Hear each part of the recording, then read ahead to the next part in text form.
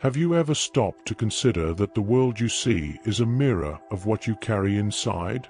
You're about to discover how external criticism reveals deep-seated fears and why true compassion only blossoms in inner silence. This video is an invitation to your spiritual awakening. No more running away. It's time to face the truth and realize that, despite yesterday, someone gave you a blank slate to start anew.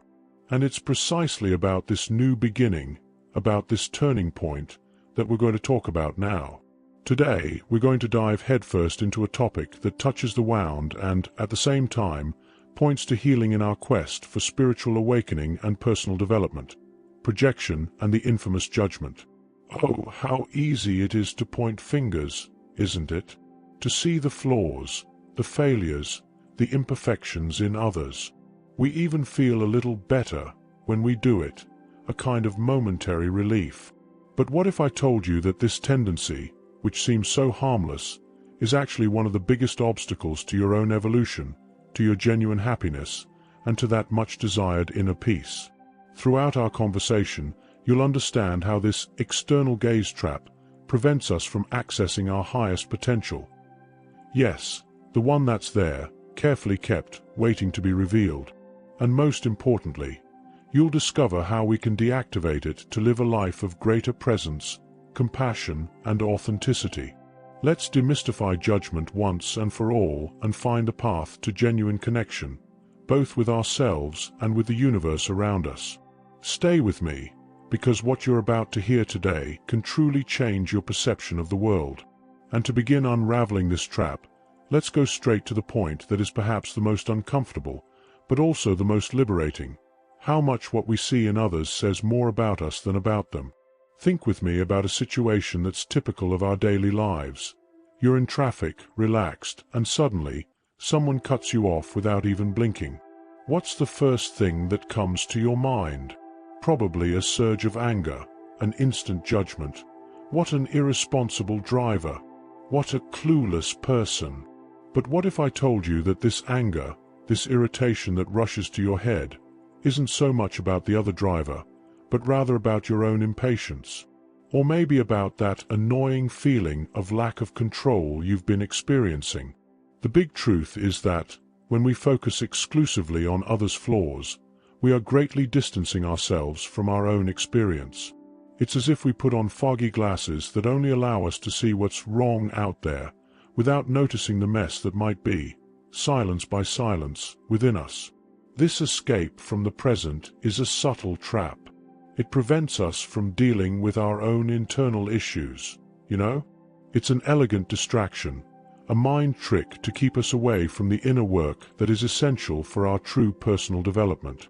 Have you ever stopped to think about that moment when you criticized someone for something and, days later, found yourself doing exactly the same thing? This is no coincidence, my friend. It's an invitation to look inward, an echo of that voice that whispers, "Despite yesterday, someone gave me a blank slate to start anew." This idea that what we see outside is, in fact, inside us, leads us directly to an even deeper concept, the way our own shadows manifest in the world. And this is where we enter a powerful concept, which psychology presents to us as the projected shadow. Have you heard of it?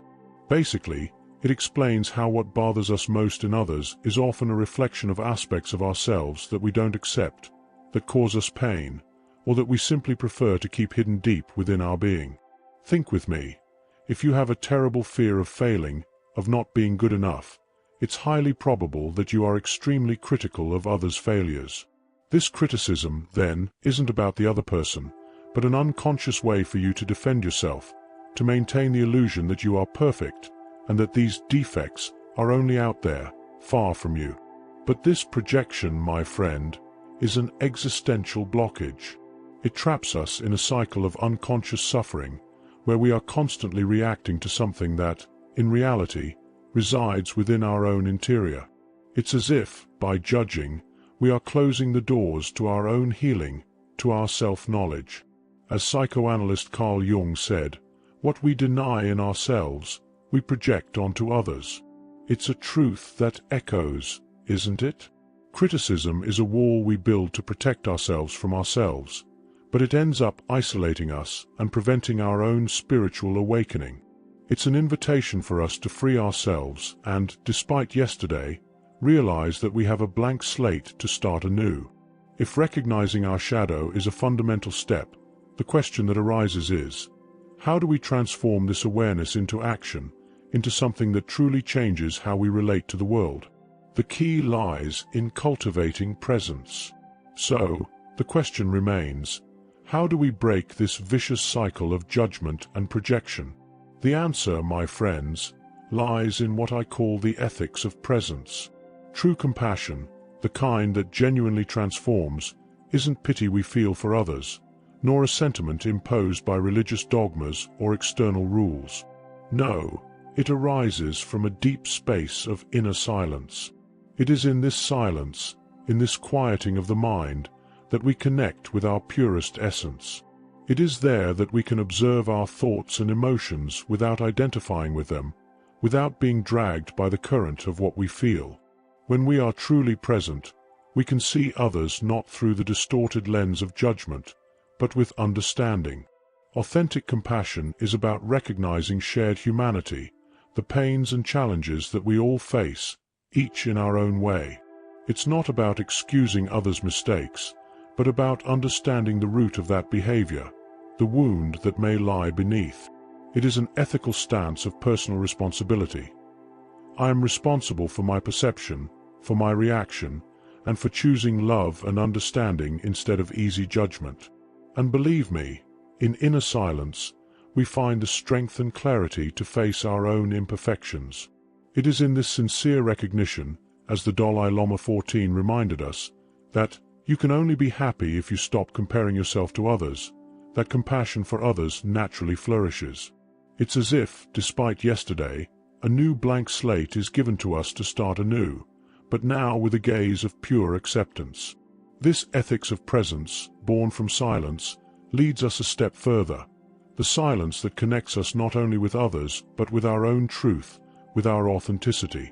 Look, avoiding pain or that dreadful fear of inner silence can be the biggest saboteurs of our spiritual awakening and, consequently, of our authenticity in relationships. We avoid silence because it confronts us with what's inside, with our vulnerabilities, with what we try to hide even from ourselves. But it is in this silence of authenticity that true genuine connection happens. Think with me. A relationship where there is constant judgment. It's always a superficial, tense relationship where no one truly feels seen, accepted, or safe to be themselves. It's a performance, not a connection. Now, imagine a space where judgment simply doesn't exist, where people can be who they are, with their lights and shadows, without fear of being criticized. That's where deep connection is born. Inner silence, far from the noise of criticism and comparison, acts as a catalyst for authenticity. It allows us to shed our masks, those social armors we wear, and present ourselves to the world genuinely, inviting others to do the same. It is in silence that we learn to listen not just with our ears, but with our hearts. Ram Dass, an incredible spiritual leader, once said, "If you find people in your life who do not look like you, but who mirror you, pay attention. They are your teachers." It's an invitation to deep self-knowledge, to, despite yesterday, use this blank slate and start anew with more truth. And speaking of masks and seeking truth outside, we've reached the crucial point that prevents us from accessing our full potential, the trap of looking outside for what is already within.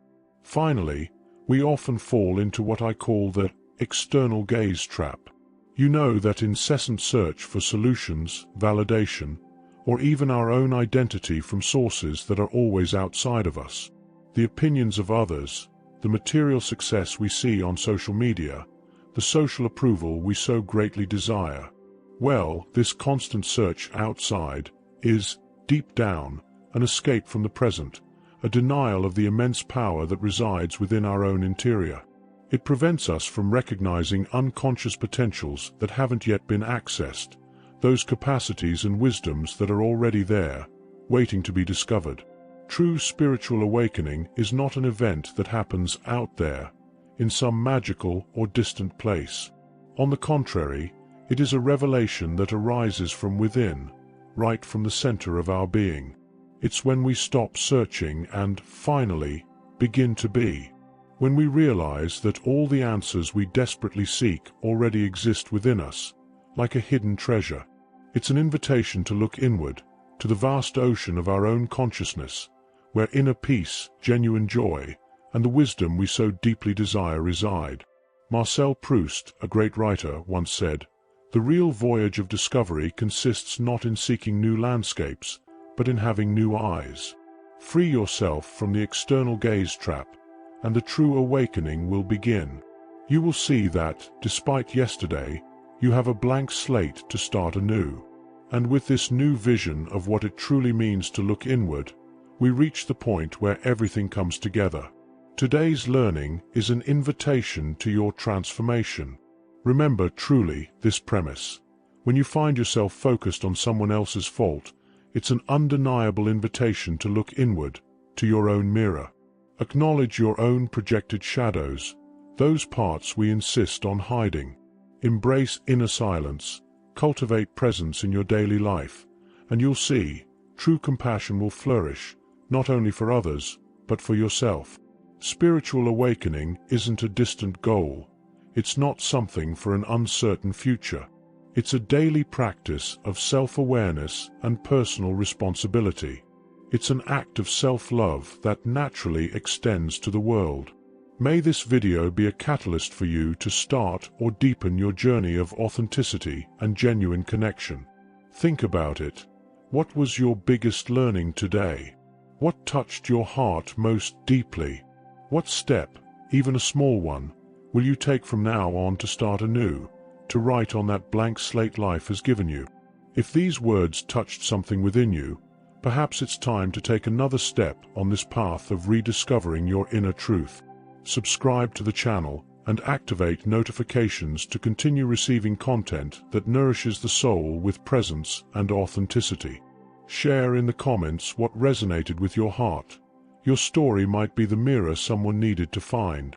And, if you wish to continue this vibration, watch the video we've left on the card. It was carefully chosen to continue this journey with you. Peace and light.